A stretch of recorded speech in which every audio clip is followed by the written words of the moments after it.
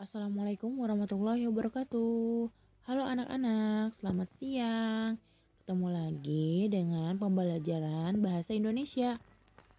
Alhamdulillah, pada hari ini kita semua dapat bersapa walaupun hanya dalam video. Semoga kalian semua selalu diberi kesehatan dan keberkahan oleh Allah Subhanahu wa taala. Amin, amin ya robbal alamin. Sebelum kita masuk ke pembelajaran hari ini, alangkah baiknya kita semua berdoa terlebih dahulu. Berdoa dimulai. Selesai. Materi yang akan dibahas pada hari ini yaitu menyusun teks prosedur. Poin-poin yang akan dibahas yaitu pengertian, ciri-ciri, struktur, macam-macam, kaidah kebahasaan, dan yang terakhir ada contoh teks prosedur.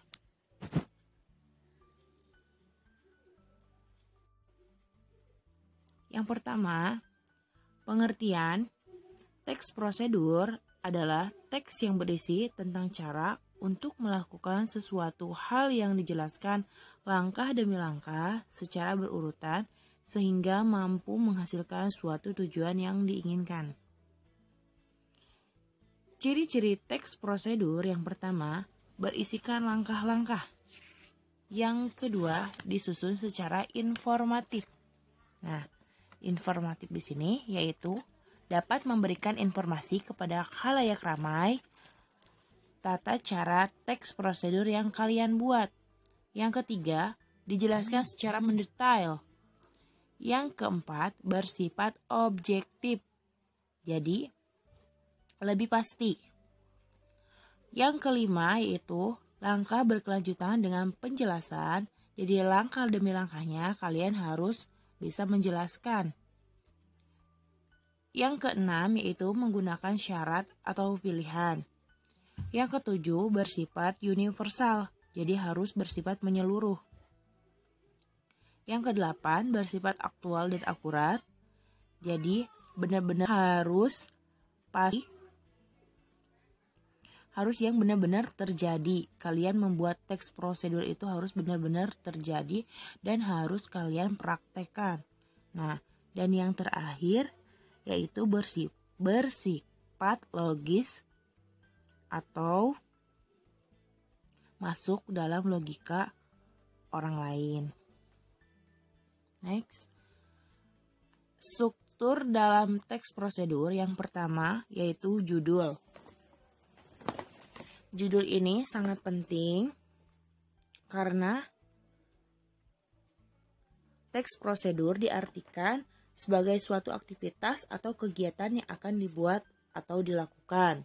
Jadi harus memiliki judul terlebih dahulu. Nah, yang kedua, kalimat pengantar. Jadi kalimat pengantar ini diartikan sebagai pernyataan umum atau pembuka dalam menyampaikan tujuan penulisan. Yang ketiga yaitu bahan dan peralatan. Nah, kalian harus menjelaskan bahan dan peralatannya itu apa aja yang kalian gunakan. Dan yang terakhir, tahapan proses ditulis secara berurutan. Jangan sampai urutannya itu tertukar atau kebalik. Jadi harus tahapan demi tahapan itu harus sesuai. Next, di sini ada macam-macam teks prosedur. Yang pertama, teks prosedur sederhana. Tentunya sesuai dengan namanya, berarti prosedur sederhana ini hanya memerlukan 2-3 aksi. Berarti di dalamnya itu hanya terdapat beberapa aksi saja. Bisa dibilang sangat-sangat sedikit.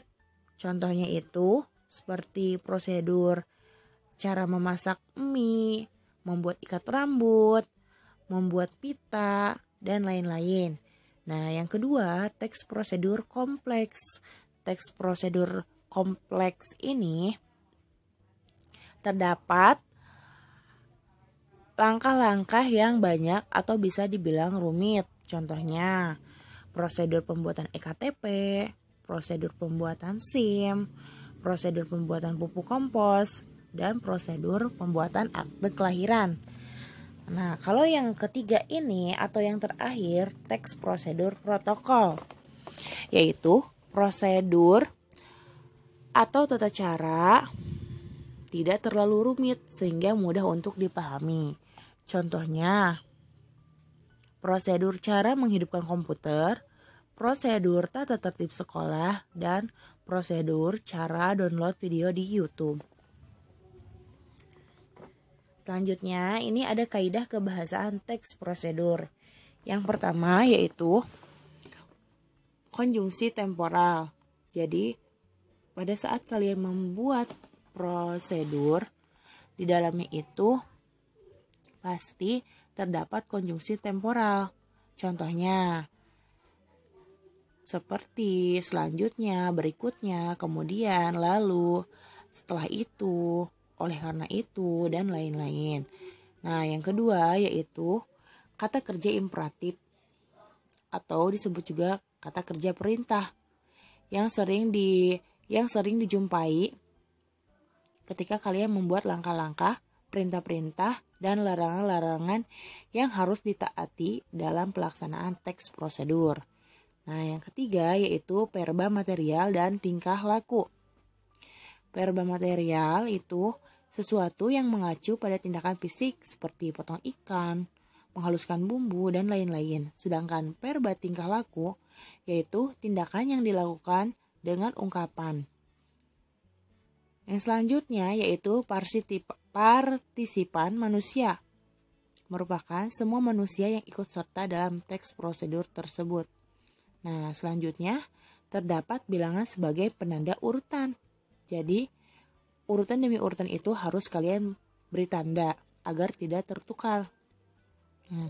Selanjutnya, terdapat kalimat interrogatif atau kalimat yang berisikan pertanyaan. Jadi nanti di dalam teks prosedur kalian itu harus berisikan pertanyaan. Dan terdapat kalimat deklaratif atau kalimat yang berisikan pernyataan. Ini adalah salah satu contoh dalam pembuatan teks prosedur yang sederhana. Di sini judulnya itu cara membuat telur ceplok. Nah, pernyataan umumnya di sini telur ceplok adalah telur mata sapi. Ya, makanan favorit banyak orang. Disebut telur mata sapi karena bentuknya seperti mata dengan kuning telurnya masih utuh di tengah. Beginilah cara sederhana membuat telur ceplok. Nah, di sini ada alat dan bahannya, yaitu telur, minyak, dan penggorengan. Cara kerjanya yaitu ada 3, panaskan minyak dalam penggorengan, lalu pecahkan telur di atas penggorengan, kasih sedikit garam.